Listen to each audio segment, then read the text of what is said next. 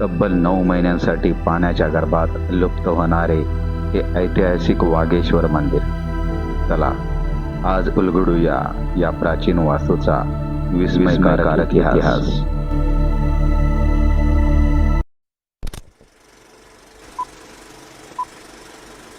नमस्कार मित्रांनो, तुमचं पुन्हा एकदा एका नवीन व्हिडिओमध्ये स्वागत. पुण्याच्या पवना लेक परिसरामधील वागेश्वर मंदिर पाहण्यासाठी आम्ही कल्याणवरून गाडी काढली.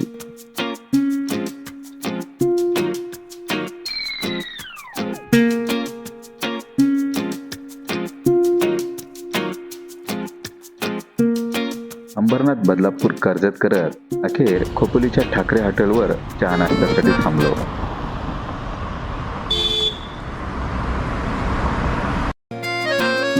ताजी कांदा भजी आणि चहावर आम्ही दोघांनी ताव मारला.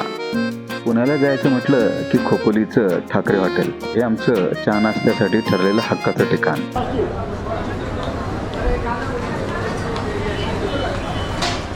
ठाकरे हॉटेलमध्ये मस्तपैकी नाश्ता झाला. आता चला पुढच्या प्रवासाला. कर्जतमध्ये चहा नाश्ता केला आणि बघता बघता खोपोलीला पोहोचलो सुद्धा. शिंगरोबा मंदिर मित्रांनो, शिंगरोबा मंदिर लागलेलं आहे. शिंगरोबा मंदिर मागे सोडलं आणि उजव्या हाताला एक्सप्रेस हायवेने न जाता जुन्या हायवेने लोणावळ्याकडे निघालो. लोणावळ्याचा निसर्ग पाहत गाडी लोणावळा स्टेशन जवळ पोहोचली. लोणावळा स्टेशन, आपल्या डाव्या हाताला लोणावळा स्टेशन. मित्रांनो, इथून डाव्या हाताला लोहगडला जाता येतं आणि आपल्याला उजव्या हाताला वळायचं आहे. हे डाव्या हाताला लोहगड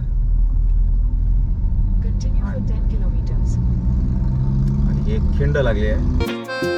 भोवती पसरलेला पवना लेक आणि पाठीशी उभा असलेला भव्य लोहगड, याच गडाच्या मागून आमची गाडी आता पवना लेककडे निघाली. लेकचा परिसर असल्यामुळे लोकवस्ती कमीच होती. गाडी डाव्या बाजूला वळवली आणि सिमेंटचा रस्ता थेट आम्हाला लेक जवळ घेऊन गेला.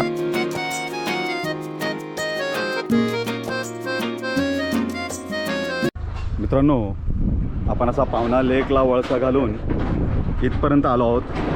इथपर्यंत सिमेंटचा रोड आहे, काम चालू आहे इथून पुढे. आणि इथून आता तिकडे चालत जाऊया.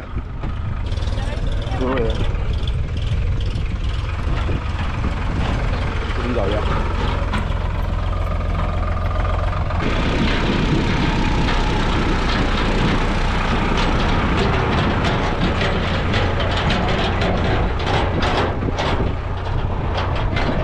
हत्तीकोना किल्ला आणि हत्तिंग आणि तिकडं लोहगड आणि त्याच्या बाजूला हा विसापूर.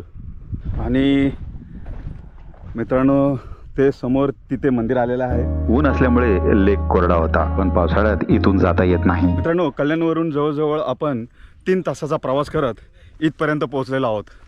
आणि इथे आल्यावर अतिशय सुंदर नजारा दिसतो मित्रांनो, अतिशय सुंदर.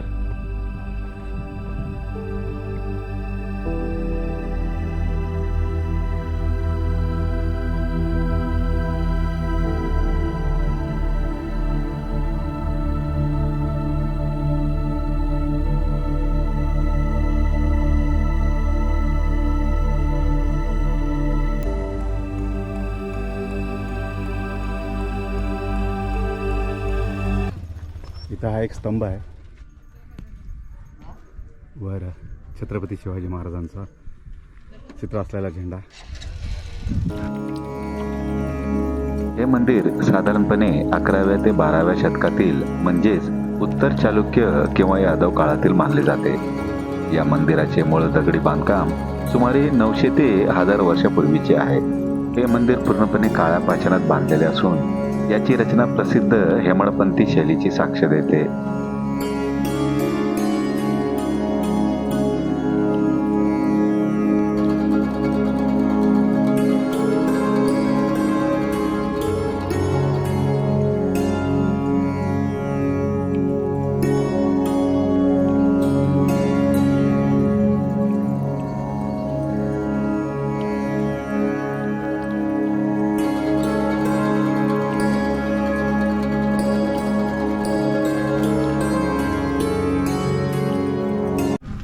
तुमचं नाव काय बाबा? लक्ष्मण कोंडीबा गुरव. आणि या मंदिराबद्दल तुम्ही माहिती काय देऊ शकाल? हे मंदिर कोणी घडवलं नाही, कोणी बसवलं नाही. स्वयंभू आहे, स्वयंभू आहे. गुप्त आहे. बर. हेमाडपंथी आहे, हेमाडपंथी. हेमाडपंथी लोकींमध्ये लोक आहे. अच्छा. आणि या मंदिराला 28 खांब आहे. 28 खांब आहेत. हा. आणि हे जसे पाण्यामध्ये जेव्हा जातं तसंच राहतं का ते? हे पडझड होते आता. पडझड होते. हा. त्यानंतर मग परत पुनर्रचना कोण करतं? कोणीतरी येऊन शनी ज्याला भाविकाला वाटतं ते करतं आणि रचित हां. मग या सगळं जे ही दगडं ठेवलेली आहेत ही सगळी खाली पडतात काय? पडतात, थोडा पडतात इकडे. थोडे पडतात. हां हां. आणि मग ते परत मग नंतर एकावर एक रचून परत पुन्हा हे करतात. हा. अच्छा अच्छा. तुम्ही कधीपासून येत आहे इथे? माझी वंशम परंपरा 50-50 पिढ्या गेली होती. 5-50. काय नाव म्हटलं तुम्ही तुमचं? Gurav Gurav sir. Endowment trust. अच्छा. ट्रस्ट आहे. ट्रस्ट त्याचा, आहे. 1487 नंबर आहे. बर बर. अजून कधी इथं यात्रा वगैरे कधी भरते, काय भरते? इथे यात्रा नाही भरते. याचा जिन्नव दरवर केलेला आहे 98ला. बर 42 फुटाचा कळस आहे. बर. शेषनारायणवर नेलेले इथे. बर बर बर. आतमध्ये शंकराची पिंड आहे. हा. या मंदिराचं नाव व्याघ्रेश्वर मंदिर. वाघेश्वर. वाघेश्वर मंदिर. आणि वाघेश्वर गाव इथंच बाजूला आहे कुठे? नाही, ते वरती आहे बा. एकदम वरती. आता तर गाव नाहीये म्हणा इथे. मंदिराला मुख्य गर्भगृह आणि समोर एक सभा मंडप आहे. मंदिराचे खांब आणि भिंतीवर कोरलेली शिल्पे चालुक्य यादव काळातील समृद्ध कलेचे दर्शन घडवतात. स्थानिक नोंदणीनुसार या मंदिराला छत्रपती शिवाजी महाराजांच्या काळाचा आणि स्वराज्य स्थापनेचाही इतिहास जोडलेला आहे. हिंदवी स्वराज्याच्या काळातील या मंदिराला विशेष महत्त्व होते. धरण बांधण्यापूर्वी या मंदिराच्या 5 एकर परिसरात त्रिपुरारी पौर्णिमा आणि महाशिवरात्रीला खूप मोठी जत्रा भरत असे. गुरु संस्थानाचे पथसचिव या यात्रेचा मान आणि खर्च सांभाळत असत.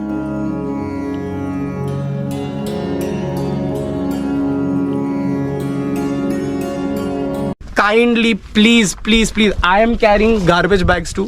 हम आते हैं, हम अपना मस्ती करते हैं, हम अपना मज़ा करते हैं, पूजा करते हैं, कचरे का बैग लाते हैं जो हमारे आंखों के सामने दिखता है. कम से कम भर के कोने में भी रखेंगे ना, आपने बहुत पुण्य का काम किया. पूजा की ज़रूरत भी नहीं है आपको. तो आप आज ये जगह पूरा साफ करने वाले हो? जितना हो सकता है मेरे एक हाथ से. अच्छा. मंदिराच्या आसपासच्या परिसरात अनेक विरगळ आणि प्राचीन समाधीशिळा विखुरलेल्या आहेत, ज्या तत्कालीन इतिहास आणि संस्कृतीवर प्रकाश टाकतात.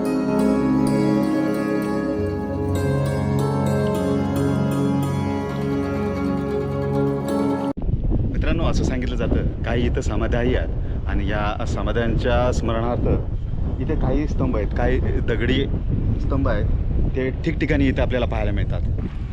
हा एक स्तंभ आहे, इकडे हा एक स्तंभ आहे,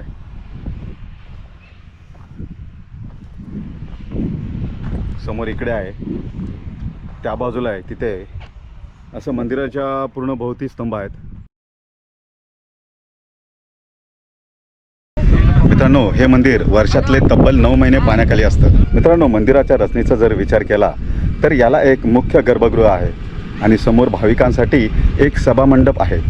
गर्भगृहाच्या अगदी मध्यभागी भगवान शंकराचं म्हणजेच वाघेश्वराचं पवित्र शिवलिंग आहे. तुटलेल्या अवस्थेतील हे दगड एकत्र जोडून नंदीचा आकार पुन्हा उभा करण्यात आलेला आहे.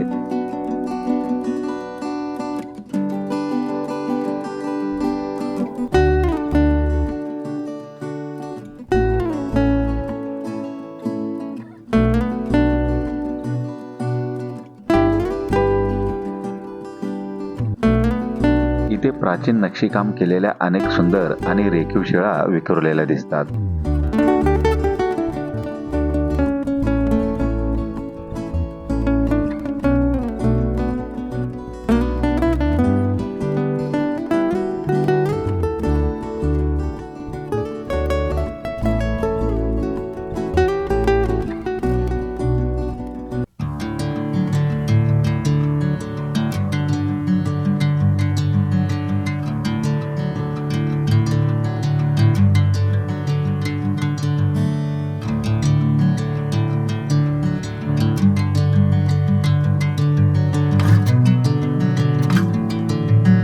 फक्त मंदिरच नाही मित्रांनो, तुम्ही जर इथे आजूबाजूला नजर टाकली तर तुम्हाला अनेक प्राचीन वीरगळ म्हणजेच युद्धातील वीरांच्या स्मरणार्थ कोरलेले दगड आणि प्राचीन समाधी पाहायला मिळतील, जे आपल्याला थेट इतिहासात घेऊन जातात.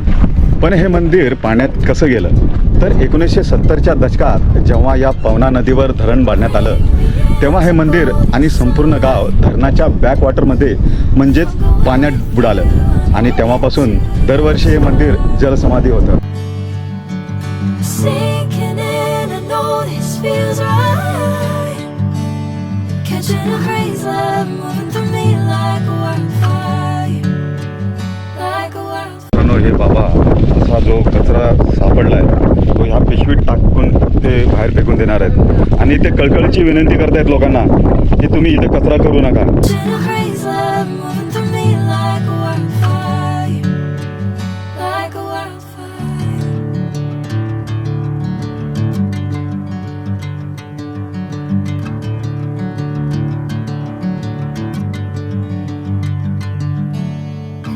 हे वागेश्वर मंदिर म्हणजे आपल्या महाराष्ट्राचा एक अप्रतिम आणि रहस्यमयी वारसा आहे. दरवर्षी 9 महिने पाण्यात राहूनही हे मंदिर आजही जसं आहे तसं भक्कम उभं आहे. Whatever the plan, I know I'm holding the best of me out of my hand. I know you always understand. Bring me into golden sunlight. If I'm going with मित्रांनो, हे व्याघ्रेश्वर मंदिर जवळजवळ पवना लेकमध्येच आहे, परंतु उन्हाळा असल्यामुळे पाणी आटलेलं आहे आणि आपल्यासमोर तिथं तो पवना लेक आहे. हा समोर पवना लेक आणि हा संपूर्ण परिसर पाण्यात जातो. हे मंदिर देखील पाण्यात जाते. मित्रांनो, समोर हा तिकोना किल्ला, हा विसापूर, त्याच्या बाजूला हा लोहगड आणि हा समोर तुंग आणि ह्या चौघांच्या समोर